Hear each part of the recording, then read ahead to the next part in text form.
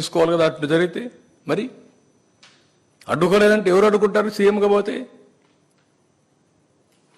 ముఖ్యమంత్రిగా అధికారం ఇచ్చారు, కానీ దేవాలయంలో సాంప్రదాయాలు వైలేట్ చేయమని లేదు.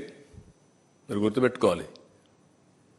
ముఖ్యమంత్రి అనే వ్యక్తి మొదటి రెస్పాన్సిబుల్ వ్యక్తి, చట్టాన్ని గౌరవించడంలో మొదటి వ్యక్తిగా ఉండాలి, సాంప్రదాయాలు గౌరవించడంలో మొదటి వ్యక్తిగా ఉండాలి.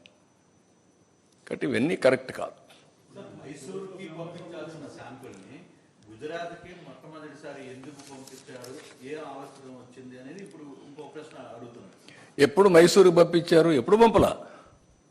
మైసూరుకు పంపలా, గుజరాత్కు పంపలా. NABL టెస్టింగ్ చేయించను దాంట్లో. మనం ఎందుకు చేయలేదో మనం కోసం చేసుకోవాలి. మన దగ్గరుండే దాంట్లో మామూలు టెస్టులన్నీ ఉన్నాయి, మొత్తం అంతా ఎక్స్ప్లెయిన్ చేశారు మీకు. కానీ NABL అక్రిడేషన్ టెస్ట్ లేదు, దాంట్లో అడల్టరేషన్ టెస్ట్ లేదు. ఎప్పుడైతే డౌట్ వస్తే అడల్టరేషన్ టెస్ట్కి పంపించని కాంట్రాక్ట్లో ఉంది, అది ఈయన ఈవో ఉపయోగించాడు. మీరెందుకు చేయలేదు? ప్రభు ఏదో సింపుల్గా రిజెక్ట్ చేశామంటే కొన్ని పంపించారు, కొన్ని వాడేశారు. అడల్టరేషన్ ఎప్పుడు చూడలేదు కదా. మరి అంటే దాన్ని కూడా మభ్యపెట్టి మాట్లాడడం ఏంటి? అడల్టరేషన్ టెస్ట్ టీటీడీలో ఉందా? ఆ వ్యవస్థ లేనప్పుడు వీఆర్ టాకింగ్. అన్ని టెస్టులు చేస్తున్నారు. 14 సార్లు చేశాం, 18 సార్లు చేశాం. ఏం టెస్టులు చేశారు మీరు? అక్కడ లేని లేదా ఎక్విప్మెంట్. కానీ మొన్నటి వరకు జరిగింది ఏంటంటే, దేవుని పైన భక్తి భావంతో, భయంతో, ప్యూరిటీ ఆఫ్ గీయ కాకుండా సేవలు కూడా స్వచ్ఛందంగా చేశారు, సేవాభావంతో చేశారు. కాబట్టి ఇలాంటి బయటపడలేదు.